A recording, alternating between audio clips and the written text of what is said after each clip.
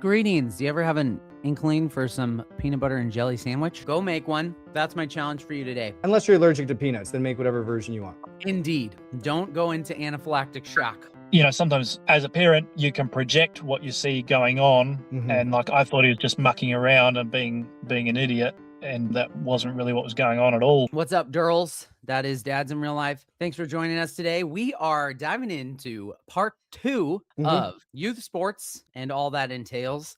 And today we have a very special guest. Quick little intro here. I can't wait for this part. Go for it. You may have recalled from a previous episode, I had another cousin once removed. Technically is the term. However, I like to call it a cousin once added.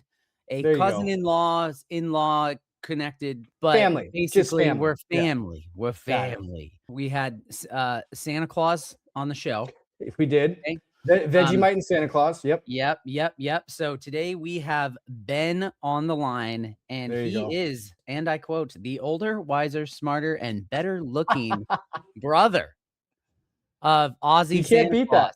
You can't beat that. That's the best intro. Without further ado, welcome to the show, Ben. We're going to bring him in and give him some applause. Hello. Thanks for joining us, Ben. Oh, thanks for having me. This is a treat, and I think we have some explanations and some background story to dive into right off the bat here, because... And actually, I'm going to put him in the hot seat really quick. Let me switch this up. A little editing. There we go. Okay. There we go. Ooh, I like this. You're going to notice he has this melodic accent, as did Brother Johnny, but you will also notice it's slightly different in the fact that Ben lives in a different country and has a different accent. And how did we get there? So Ben, before we get into talking about all the stuff of the day, I think it's important that you kind of fill in the mystery that is your brother is Australian and has an Aussie accent, and you are from the fabulous country of New Zealand. Indeed. But technically, okay, so I'll let you fill in the blanks there real quick. How did that happen? That's what I want to know. Well, right, I'm glad you asked, because today is a beautiful example of a typical Southland summer's day. Oh my goodness. He's showing us not really he's standing in a field. So if you're listening to this, number one, open field, sunny outside, clouds adorned. It's beautiful. Perfect. Beautiful. So we used to live in Melbourne in a little suburban house. Our section or block or whatever you call it, our piece of property, I think was about 400 square meters. So quite small. And I used to drive to work. It was a half-hour drive, and most of the time it would take me an hour to do the half-hour drive to work. It's because the traffic's so bad. And I just got really. And then so we had. So I'm married. I have a wife called Catherine and 2 kids. They are now 16 and 14, Sophie and Charlie. So back at the time, this is 10 years ago, we were in Melbourne. It's coming up 10 years that we're here now. So they were 6 and 4. So Sophie had just started school and Charlie was just about to start school. And so Catherine and I sort of decided we'd like to move to the country. We want to get out of the city. We want to give the kids more space, somewhere better to live. And we happened to go to New Zealand on a holiday in January, which is probably, not a bad time to come, and thought, oh, that's a nice place. And that's Catherine's your summer. Sister. Yes, that's right. Yeah, we're Southern Hemisphere. So Catherine's sister had moved here earlier. So she married a Kiwi. So Catherine's sister's husband is from around here. So that's how we sort of ended up down here. So we thought, we'll go and move to New Zealand. That seems like a nice place. Yes, and now you're a New Zealand citizen, right? We are, yeah. We got our citizenship after 10 years. After 10 years. Wow. Yeah. So congratulations. That's awesome. Thanks. Yeah. We know that the whole family is listening to this episode because they're like, okay, how did he do? So shout out to Catherine, for supporting you here on the podcast. I'm sure she's going to give us some good critique here about how you did. So I'm excited. And it's not a competition amongst siblings, by the way. Just want to put that out there. But it could be. but if you guys choose to, that's up to you. So Rob, you don't know our family. Everything's a competition. There's 4 brothers. So yeah, I've got there's 3 brothers in mine, so I'm saying that I know totally what you're talking about. Yeah, there's always competition. yeah. It's great. And you know what? But also a shout out to this family because they are big dads in real life supporters over here. And Oh, so huge. they We make can spot through analytics who's listening to us, and it's like US, Australia, New Zealand. Like that's like 3 countries for the people who are listening to us. So I appreciate you guys in New Zealand, Australia, to all the extended family. So really appreciate you guys listening. Actually, But you've reminded me.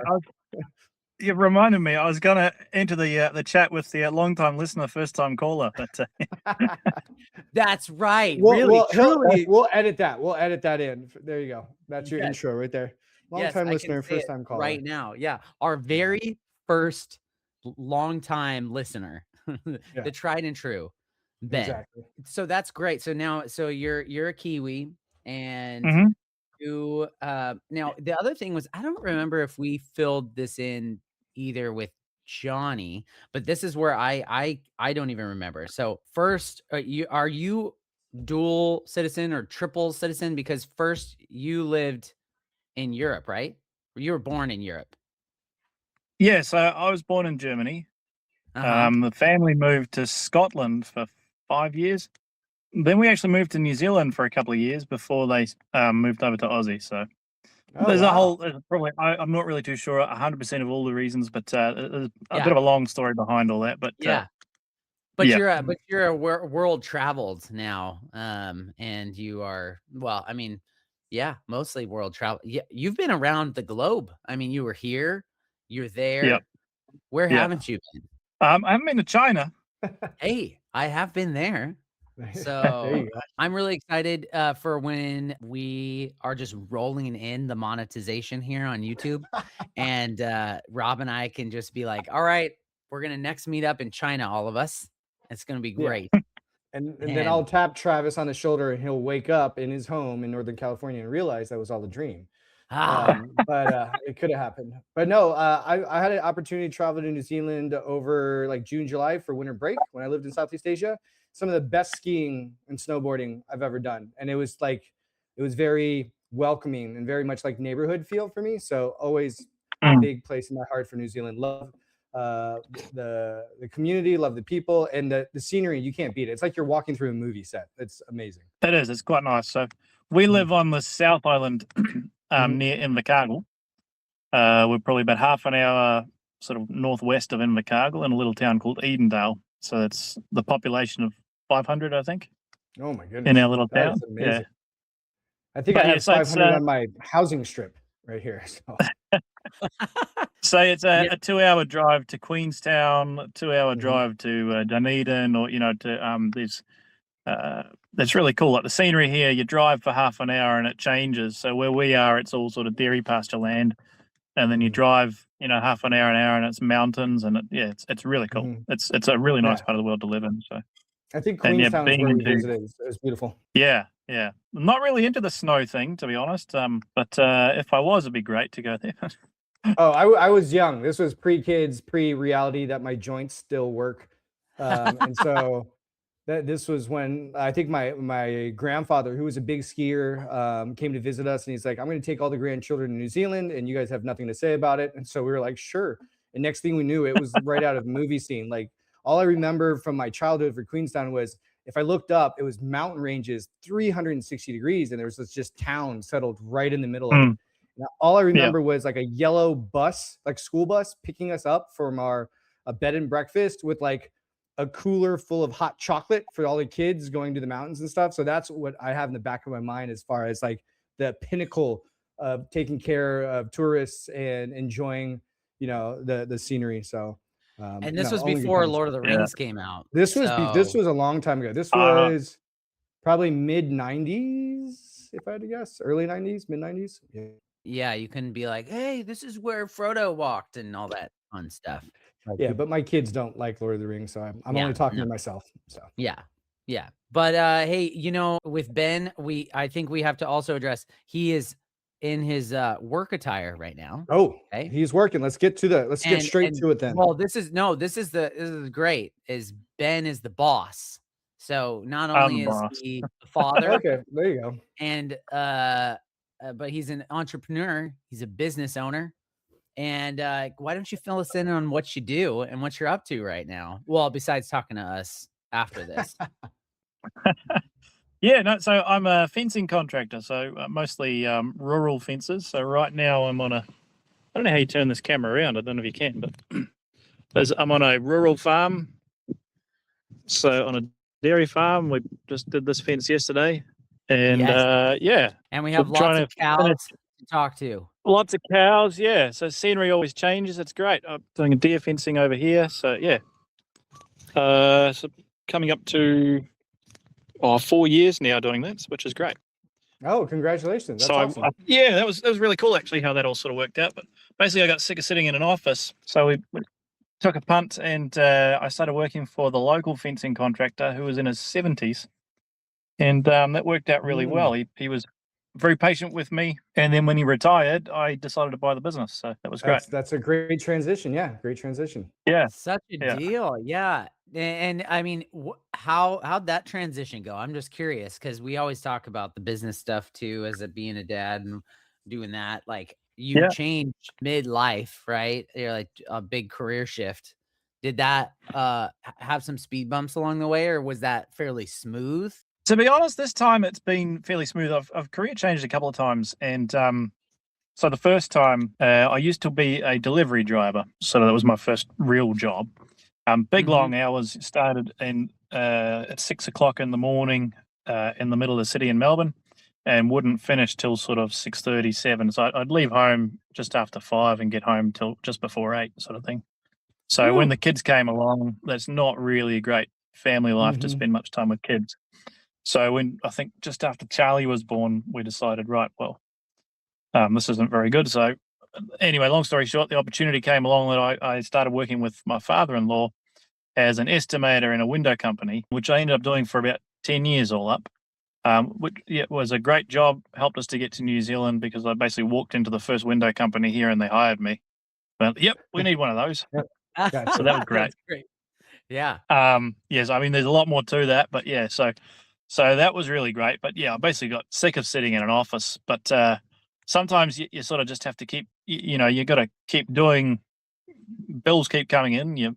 We decided, so, on the family thing, we decided early on that when the kids were born, Catherine would be a stay-at-home mum and look after the kids, and I'd go to work. And that largely worked out. Once the kids were a little bit older, like when they were, I think Charlie was a year and a half or 2 or something, Catherine got a part-time job, so she worked a couple of nights a week in a pharmacy just to sort of help out. So then when we moved to New Zealand, the kids obviously getting older, getting into sports a little bit more, school stuff, lots of stuff happening. And then lots of drop-offs and pickups and just busyness. Yeah. And then also, then COVID happened. That's a whole minefield in itself. But anyway, I decided I didn't really like working for other people anymore. I didn't really like working in an office anymore. So once that all sort of settled down, the opportunity, I knew a guy, a mutual friend through the fire brigade, where I'm a volunteer, or was a volunteer firefighter in Edendale, and he knew the local fencing contractor. Said, "Oh, do you think you might need a hand?" And he goes, "Oh, yep." And then we went and had a chat, and he said, "I've got about 3 months' work in front of me, so yeah, give it a go." I thought, right, well, that's it. So I quit my job and went and worked for him, and it's been great. Yeah, that was 4 years ago. 4 years ago. Yeah, and it's been really good because so Catherine works full time now, so she works 8:30 till 5, 5 days a week. And me being self-employed is great because it's very flexible. So I can take, when I remember, I can take the kids to sports or whatever. So Charlie does triathlon. So last week I took him up to Wanaka, which is about a 3.5 hour drive away. So I can go, right, well, I'm not working this day. I'm taking him to do his sport. Or Sophie had an award that she wanted us to come and see her get at school. So yeah, it's very flexible. It's great. So there's a lot more There's pros and cons with being self-employed, but yeah, it's great. The trade-off in that aspect, as far as family life, I'm in the same kind of boat, is totally worth it, right? Travis is too, where, I'd rather be there for the certificate of effort when they were in kindergarten, to be able to show up as a dad, like daddy daughters, first dance, stuff like that. Now sports. So I know for me, and we've talked on the podcast before, it's like when we were kids, it was a little bit harder for our parents to do, because it was very much like, mom took care of the household, dad worked long hours, and you played sports, but very rarely that one, if not two parents were there. And so I think with our generation, like, we're really trying to step it up as far as like showing up for our kids when it comes to sports or activities. So I just did that daddy daughter dance for the first time. Your first one, right? Yeah, on Saturday. It was great. I was like, oh man, I was kind of curious how that was gonna go. I thought, I mean, what are we doing? It was like 3 hours long. Like, I'm like, I don't know. They did great. I mean, the kids had a blast. Like, all their friends are there. They love it. So we had tons of fun, and it was awesome to take Harper and do that. It's always fun because, like, I'm that dad that's going to show up like with a 3-piece suit, right? Just because, hey, this is a formal engagement for my daughter, and we're just dancing the night away. It's one of the few memories they have as being really young, as they're like, oh, I can't believe you did that. Like, yeah, we did that. Yep. She wanted to dress up as a princess or as a queen. So there you go. Yeah, it wasn't quite on the theme, but that's okay. She was very happy. So I'm sure. So that was a perfect segue, Ben, of mentioning, hey, the kids are now getting into sports. You have some flexibility, including being able to be on a podcast in the middle of the workday. Thank you very much. Yeah. And yeah. So we wanted to get another dad's perspective. And plus, this is fun. I love hearing about, what are all the similarities in other parts of the world too, right? I mean, New Zealand and Australia and here, like, very similar things that we are dealing with on the day-to-day as parents and things like that. But I just thought, let's get somebody else's take. Let's get our longest running listener on the show to fill us in on what it's been like being a dad and introducing sports and activities and stuff like that into their lives, right? So you're farther ahead than I am, and Rob, as far as like your kids being a little older. So how did that all kind of go? And I'm kind of curious how much of this was intentional and how much of it just kind of fell into place, or like was actually even led by the kids, in the sense of like, hey, can I do this? I really want to do this or that, what did that look like starting kind of earlier and then leading up to where they're at now, to where they're like, let's go jump sports when we go to the US, like the first thing, it was so great. We go and hang out with them and they're like, hey, you got any big rocks to jump off of? You got anything extreme to do? That's not what they said, but that's what they wanted. I was like, oh man, I'm so boring. Let's see. So yeah, where'd that spirit of adventure come from? Oh, well, okay. So that spirit of adventure, my dad, absolutely, I reckon. So I'll digress. I'll tell you a funny story. So when we moved into our house here in New Zealand, I built a fort for the kids. So I went down to the timber store and I bought some big poles, basically. I thought I can build it started off as a swing set, and but these poles were sort of 3 or 4 meters out of the ground, like quite tall. And I put a cross beam across it, and then we attached the swings to it. And then I looked at it, I was like, oh, I reckon you could walk across that. And Catherine was like, don't you dare, that's so high, Ben, the kids aren't allowed on that. So anyway, then the next addition to it was I extended it, and I made a fortress platform, and I had to put rails around it and everything. But yeah, this thing was probably about 3 meters off the ground.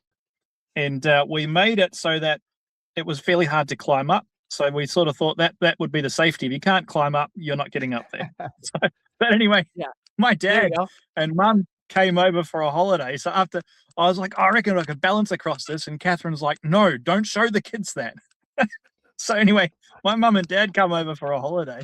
And my dad sees the fort thing I've built in the background. He's like, "Oh, Ben, this is great." And the first thing is jumps up and walks across the beam. Oh my goodness. I was like, see, it's not just me. I told you. Hey, if granddad does it, it's an okay for everybody to do it, right? That's it. Yeah.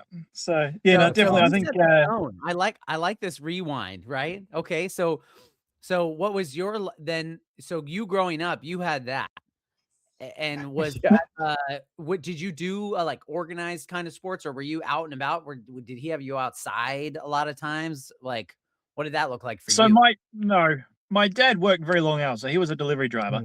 So he was during the week, very long hours, and then weekends, often be repairing cars or doing something or so as far as organized sports go, we didn't really do organized sports when we were growing up. Partially because we were quite involved in a what do you call it, a church. So we'd quite often, like, we weren't allowed to play sport on Sundays. A lot of organized sports were on Sundays. And the other thing was I had glasses growing up as a kid, so I really didn't like contact sports. So I didn't play rugby or Aussie rules football or anything like that. So as far as organized sport, I didn't really do organized sports, but me and my brothers, we were always outside. We were riding our bikes. We had rollerblades for a while there. There was a skate bowl, so we'd go there after school and we'd learn how to do the half pipe on our rollerblades. And one of my brothers, Tony, he got right into skateboarding for a little while till he broke his ankles doing that. Seems to be a common theme. Yeah. And then but we were on bikes, so that was really great. Like that, kids that have bikes. This was before mobile phones. We'd be out after school on our bikes, roaming around the place, and it was like, right, you got to be home for dinner, and that was that. Mum and Dad had no idea where we were or what we got up to. Just pretty cool. Those were the good old kind days. of terrifying nowadays, but that was just what it was like. Kids in the 90s. So yeah. So rode our bikes a lot. Always loved being outside. Basically, sometimes if you, I had a friend who was not really into the outdoor thing. He was a computer gamer, and if I went over there for an afternoon, I felt like I hadn't achieved anything. Like we went over there after school and played Mario Kart or what was that? Zelda, I think, was the big game. Oh yeah. And then you time just feel would like just you disappear. Yeah, a couple of hours went past, and it's like, oh, I've just wasted a whole afternoon. What am I doing? We need to get out for a bike ride. Let's go.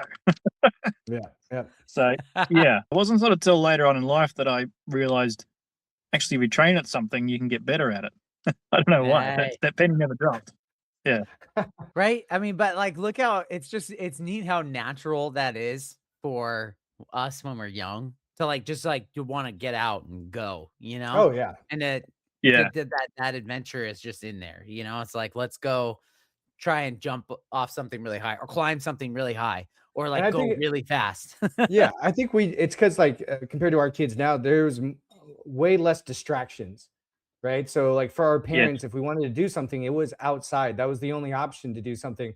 So I was very similar. It's like, hey, how'd you know what time to come back? It's when the lights turned off in the neighborhood. Like that's when you knew it was time to go home, when you couldn't see anymore, to catch a ball or to run through the forest or something like that.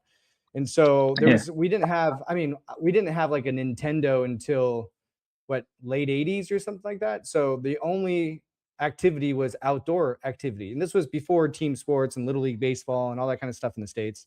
So now with all the distractions, it's actually harder to get the kids to do something outside unless it's top down, unless they see like dad or mom going for a run, going for the bike, going to the park to throw the ball. Then if they did that growing up, they're more likely to going to do that in sports and group sports. But all too often, I know with my kids and seeing their friends is 9 out of 10 of them are going to be on technology most of the time. Not a bad thing, just a generational shift, right? So it's just they're gamers, they're competitive in their gaming. Thankfully for our kids, where I'm heavily into sports. My wife is active as well, and so the girls want to do stuff outside, and we have kind of a mandatory hour and a half every day spend outside before homework to kind of get your wiggles out after school, before the sun goes down, right? Getting that vitamin D in. But it's interesting how we grew up like in the 80s and 90s where the only option to play was to get out of the house, whereas now it's like pulling teeth to get them out of the house. That's why that boredom factor is so important. You know, they're we're feeding the beast almost, right? It's like, oh, I gotta keep them going. You know, I gotta keep them entertained. But really, like, the boredom is what's key to, I think, their brain development too, right? There's plenty of books out there that are on that I don't know or haven't read yet. So I know it's out No, there. definitely. I think being bored helps creativity. If you're always entertained, you're not coming up with your own ideas. So. Well, it's like lifting weights. Like if you don't add weight, you know, if you don't make it difficult, the muscle isn't going to grow. So you're not going to really like work that creativity muscle if there isn't some sort of counter, you know, like the boredom there. So sorry, talking about, you know, that you were saying about what we're intentional about and what so maybe a little bit aside, but what you just touched on. So when the kids were very young, we decided, like Catherine and I, that we wouldn't just put the screen in front of them to keep them entertained. Catherine found that quite hard early on, especially when there was just one child. So when Sophie was born, but she put a lot of time and effort into, you know, playing Lego with her. She had a dog, so she'd take them for walks around, go to the playground, be outside. And basically, only if it was a rainy day and, you know, they'd done all the other stuff, she'd put a movie on. But as far as like putting an iPad, we didn't get an iPad till the kids were older. We decided, maybe this sounds harsh, but no game consoles. We still don't have an Xbox or a Nintendo or anything, no gaming consoles at home. Yeah. So that was something I was pretty keen, because I don't know, I like the idea of going outside and doing stuff rather than sitting inside and watching screens. And that's changed a little bit lately because kids all have smartphones. So, you know, a lot of stuff's on their screens. They watch YouTube or whatever else. That's probably another topic, but yeah. Oh man, and that's a topic we're going to continue getting into. We got another guest lined up who's like specializes in, you know, child development like, when it comes to technology and stuff. Yeah, technology and how to balance, like set up guardrails for that. So yeah, definitely a lot to be said about that, right? Yeah, and like, okay, if you can use the tool, like if you can use the phone in a productive way, like, yes, there are ways that you can enjoy it or utilize it, but man, it's really easy, slippery slope to just, you know, definitely. And I think also it's an ongoing battle. Like you can't sort of, especially with kids, you can't go, right, this is the way it is, and then that's how it stays, because it creeps. And like people keep testing the bound. Is it still there? Is that fence still there? Is that boundary still there? So, you have to reinforce that boundary a lot. But you're building fences in real life and figuratively. Exactly, and figuratively. I was going to say that. But to bring it back to sports, so growing up, being outdoors, you didn't really get into team sports, but what was the first interaction with your kids when it came to sports? Was it like we have soccer shots here as far as like kindergarten and pre-K, or was it team sports to start, or did they just pick up a ball and wanted to toss in the background? Like, what was their introduction to sports? And then what was kind of like, because there's difference, right? I have a child in competitive volleyball right now, and that's very different as far as time, finances, compared to like an after school program. So how did you kids get introduced to sports or activities? And then what's it like now compared to how it started? So I think they both started just basically through school. So the team sports through school. So for girls here, typically traditionally has been netball, and for boys it's rugby. So that they both sort of got into that.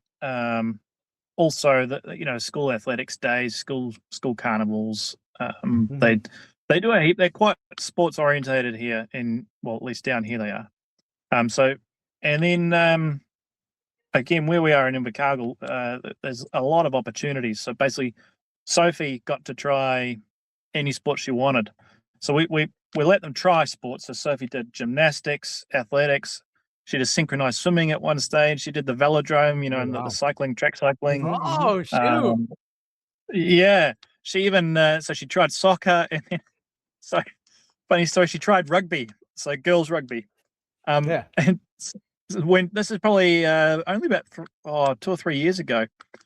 So some of her friends, they have a girls' rugby team through the school leagues, and she wanted to play rugby, and she said, "Oh, I can do that." And Catherine was like, "I don't think you'll like it." Anyway, righto. Bought the boots. First game, she goes in and she gets tackled really hard and gets an absolute shiner, like a real big black eye, tears, blood. I think it was like 5 minutes into the game, and that was it. Rugby career over. It's like, I don't want to play this game. Hung up the cleats. I'm done. Exactly. That's hilarious. That's awesome. Yeah. So yep. I mean, yeah, we've let them try stuff when they were younger. There's more sports they can try. As they're getting older, at one stage I had to say to Charlie, because sometimes it's a bit of, oh, the neighbors are doing that, I want to do that too, and then my friend at school, he's doing that, I want to do that too. So he was doing touch rugby, he was doing cycling, triathlon training, and a heap of sports. And I sort of said, well, you've got, so you can't do everything, you got to pick something, and once you pick it, you got to stick with it. Like, you can't go, right, this week I want to do this, and then next week I'll do that. You kind of, I don't want to push them that they have to do something. Yeah. What age was that when you had to kind of put that filter on for him? Like, hey, I know you want to do everything, but we need to kind of hunker down and focus on 1 or 2 sports per year, right? Because it's a season. So it wasn't that he had to focus on it, but yeah, just that he couldn't do everything that maybe the neighbors' kids were doing, and then this other kid was doing. And that's probably about 2 or 3 years ago. So he would have been 11 or 12. Yeah. Okay. Where I said, right, if you're gonna do this, you're gonna do this. You can't change your mind next week and decide, oh, I don't want to do this anymore, and go and do touch rugby for a couple of weeks, and then they're not doing it anymore, so I don't want to do it. Having said that, so I was pretty keen for when they're younger. I think it's great for kids to get involved in team sports, especially, so we've got one boy and one girl. So Sophie's she's 16, Charlie's 14. But so the dynamics in our household is slightly different to how I grew up. I mean, I had 3 brothers, so we were always sort of, there was especially the 3 older ones of us. We were, fighting and playing and mucking around, and we had to learn to share stuff, and we had to learn to get along and be, learn how to share stuff, basically. And I think team sports helps because, basically Sophie is one girl and Charlie's one boy, so they don't really have to share. They didn't have to share toys apart from Lego because they're sort of into different things. So learning how to be a good winner as well as a good loser, learning how to share the ball around when they're younger. Like, it takes a whole team to win a game of soccer. You can't go and be the one-man band. I think that's really valuable for younger kids. Yeah. Yeah, and it's cross-pollinates, right? In the sense that they're learning that out in practice or in the games that they're playing, but then also that applies to, this is how I'm treating my brother or sister. And then likewise, classmate, or this is how I'm gonna, yeah. So all great stuff, because you're teaching them just, again, how to be good, like kind humans, and model citizens. That's a bad way to put it, but you get it. Like, so that's, I like that. That's a good thing to think about, right? For when they're younger, as opposed to, I mean, I guess, a lot of that specialized stuff isn't quite as available for younger kids until you're older, right? Like velodrome or whatnot. I mean, if you really, I don't know, if you're trying to raise an Olympian, you could really dive in early, hunker down into a sport. But no, so that, the social aspect of it's good. Yeah. So I mean, that's the other side of it. So I think you might have alluded to this in your last podcast, Rob, was you can't live your own dreams for your kids. So I think a lot of parents, if their kid shows, aspirations or talents toward a sport, you want them to do well and to be the best at it. It's like, oh yeah, and I wish I could have done that when I was a kid. So you're going to do it for me. So, but I think it's important to let kids be kids. Like, they have to go out and play. They have to play with other friends. Like if you get so Charlie has a wee friend. So lately Charlie's been getting quite into cycling. Like mountain biking is his favorite, but he Oh, nice. does all sorts of biking. So he does triathlon. He also does backflips and stuff. Like trick sort of BMX or freestyle, I think you call it. Yeah. Yeah, I was gonna say he's very proficient on 2 wheels. Oh, he loves big jumps and all that kind of stuff. And he's quite good at cross country mountain biking. So he actually, just before he turned 14, he entered a race as a 43K mountain bike race, and he won overall. So he beat all the adults. Whoa! So yeah, so he's doing very well. But it's not so like I'd like him to do really well at it, but like a couple of years ago, he asked me, "Oh, Dad, should I do a training program?" My friend Zach, he started doing a training program, and he cycles this. And I looked at it, I was like, "No, because you'll do it for a year or two, and you'll hate it. You'll hate cycling, and you won't enjoy it." Yeah. And sure enough, like he was having a chat with his wee friend Zach, and he doesn't really enjoy it anymore. He has to go out and ride, 80Ks on the weekend because he's not sponsored, but he got shirts and stuff from some business here for free. So. And then he's got a coach who trains him, so he has to go and ride. And like it's what he wanted to do to start with, but now that he's a year into it, he's 14 and he's sort of fallen out of love with cycling. Yeah, so it takes the fun out of the sport. Yeah, absolutely. Yeah. They end up being, 16, 17, and they're burnt out because they're overtrained and they haven't had a childhood. So I think that's the danger you can sort of fall into if your kid is getting good at something, to sort of push them. And I think maybe just wait.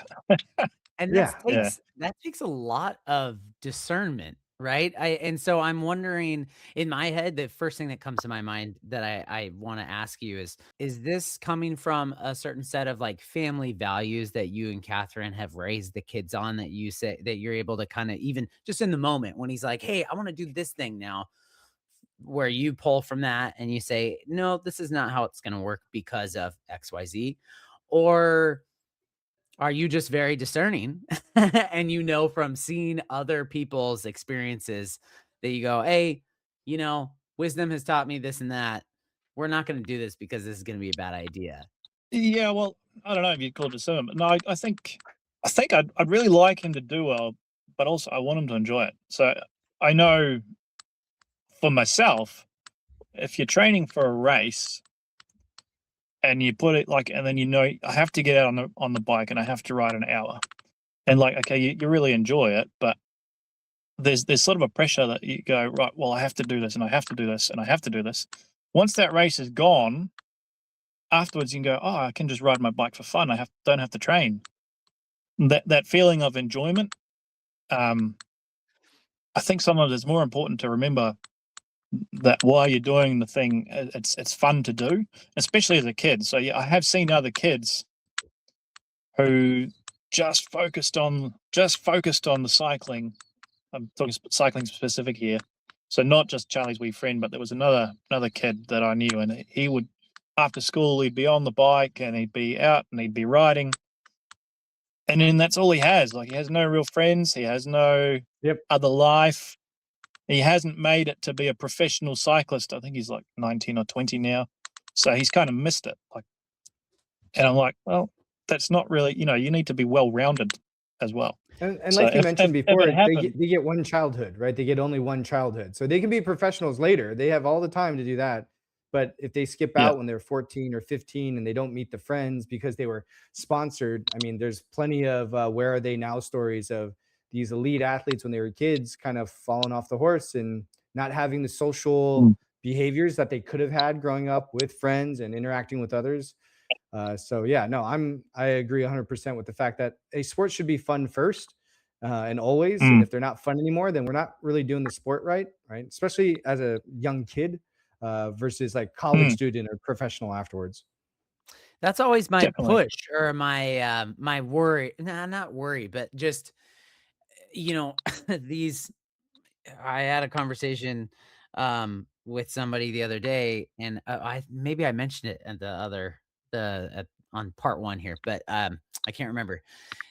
They're like, "Hey, Hudson's got to get in probably sooner than later on this sport, otherwise it's going to be too late." because he's not going to know this stuff. And the kids already know everything. And I'm like, but see, that's where that, obviously there's a place for competition, but what I like where we're getting at here is there is, to some extent, maybe that we could argue that there's like some objective truth here in the fact that like, hey, it's good for them to have that well-rounded, childhood, like to have balance with these things, because if you push too hard on the competition or you push too hard on the number of sports they're doing or what have you, and they're not having fun. I mean, maybe if they are having fun, then great. Like this is something they were born to do, right? There are some people out there that are just locked in, but for the rest, for the other 99%, is it's good. Maybe that's a good filter to run it through, right? Okay, are you having fun? No, you're not anymore. Okay, then maybe we take a break. Yeah, and I think you're right. There is a balance. Like I think sometimes you need to encourage your kids if they've signed up for a sport for the semester or the term or however long the season goes for. Sometimes they need encouragement. Okay, so they've lost 2 or 3 games in a row as a team. It's like, oh, I don't want to do that anymore. It's not fun anymore. It's like, too bad, son. You signed up for it. You need to do it. It's commitment. So I think that's the valuable lesson of team sports in particular is, you're committed. You're committed to your team. You're committed to the competition. You will keep doing this because you're committed to it. Whereas the opposite, so talking about, whether Catherine and I talked about things and were intentional. So when Sophie was doing the synchronized swimming, after I think 1 or 2 terms, the coaches sort of approached us and wanted us to sign a contract. So because the synchronized swimming is extremely focused on competitions. So there is no real purpose to the sport other than to compete. And so they got us to sign a contract that basically will ask them when we go on holidays, and if it clashes with the competition, we can't go away on holidays. I was like, we're not doing that. This is when Sophie was like 9 years old. I was like, okay, Sophie might be enjoying this, but we're not doing this. This is ridiculous. This is too much. Yeah. So yes, Catherine and I talked about that. We're like, no, we're not doing that. Like that's way too professional. Same with the gymnastics. After a while, it gets to a stage where, like, if you show any promise, they want you to come and train 3-4 times a week, and then it just, I don't know, it takes the fun out of it. Yeah, especially at a younger age. I agree. I think sports should be another version of fun, right? So be like us playing outdoors when we were kids. It just happens to be in a group setting, and I think it does teach discipline. And when you sign up for a term, you have to play that term out. And I think it gives them a lot of tools as kids that they're going to use in high school and college and in life. It's like, hey, sometimes you're part of a team that you may not have liked or signed up for, but there's a project and there's a deadline and you need to work as a team and to figure it out, so to speak. So there's a lot of social skills in that, and dealing with frustration and sadness and anger and all those emotions that the kids get to, but we see it through sports as far as the filter. And we do it the same thing with the girls here. It's like, hey, if you sign up for this length of time, we're going to play this length of time. And it doesn't matter if you lose every single game, because it's the practice that we're going to. It's the practice of getting better, the practice of losing, the practice of lifting your chin up. Like that's what we're doing. We're practicing this because sports in their little lives is finite, right? They're only going to play synchronized swimming for only so long. Now, like Travis said, there might be a 1% that eventually gets to the Olympic level. But to be honest, most of our sports that we played were finite, but our life is much longer than that. And the things we learn through sports can really shine through or hinder our outlook into life and working with others and communicating with others. Yeah, no, definitely. So now transitioning into, we're getting into teens. He's into triathlons. If it's competitive triathlons, and, I used to do triathlons. I know there's, even if it's fun, there's still training involved, like as far as biking, swimming, and running.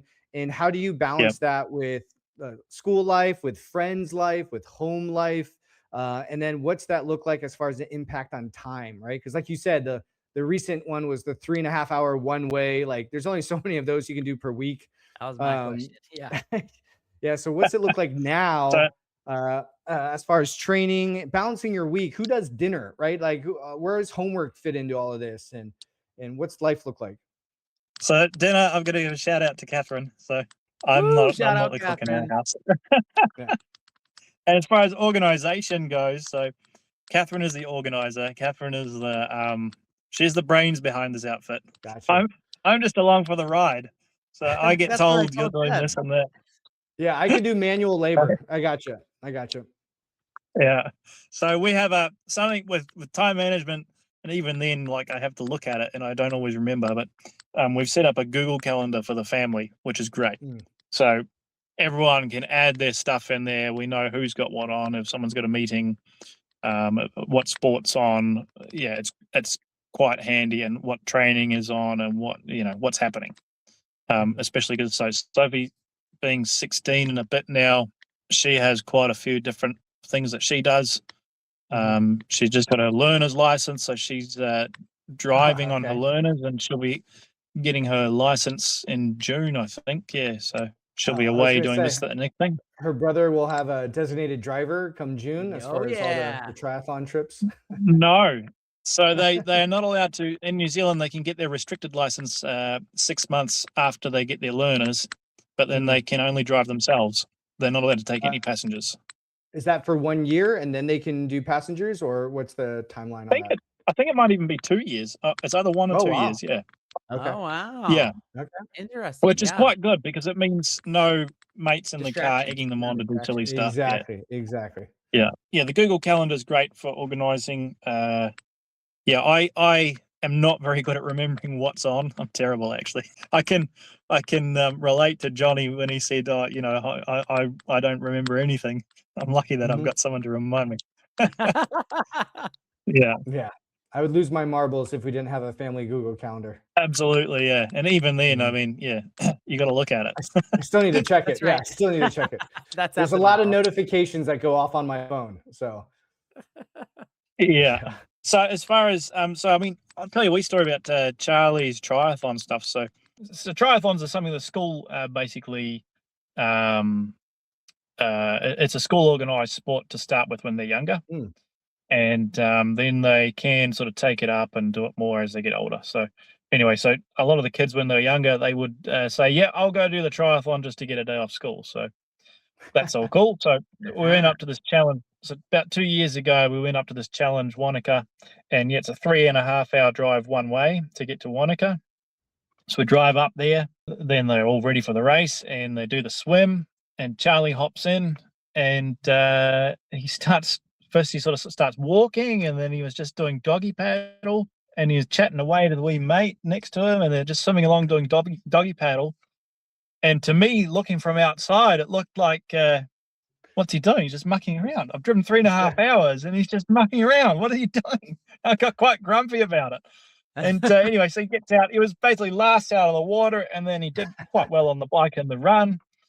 And then at the end, I was a bit dark about it. I was like, look, son, and I wasn't quite so polite. I was like, I've driven 3.5 hours, and I'm not doing this just for you to muck around in the water and, have a day off school. If you're going to do it properly.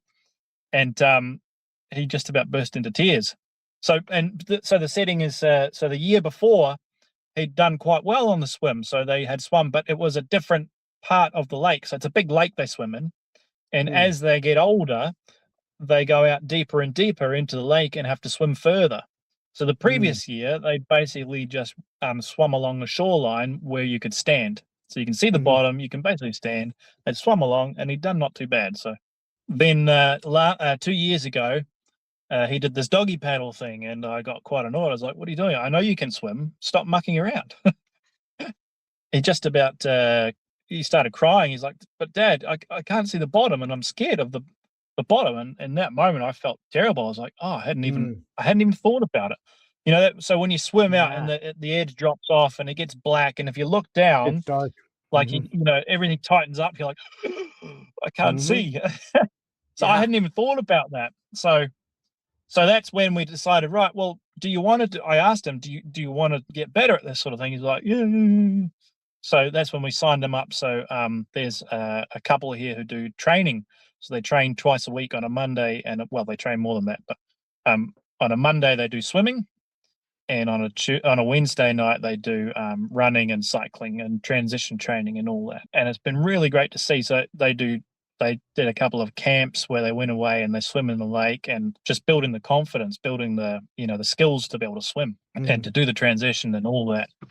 So yeah, this year actually, so last week we went up and Charlie won. So he came out of the water, he did a swim and came out of the water, and so his age group, he won. So he did really well. But so that was I guess the point of the story was, sometimes as a parent, you can project what you see going on.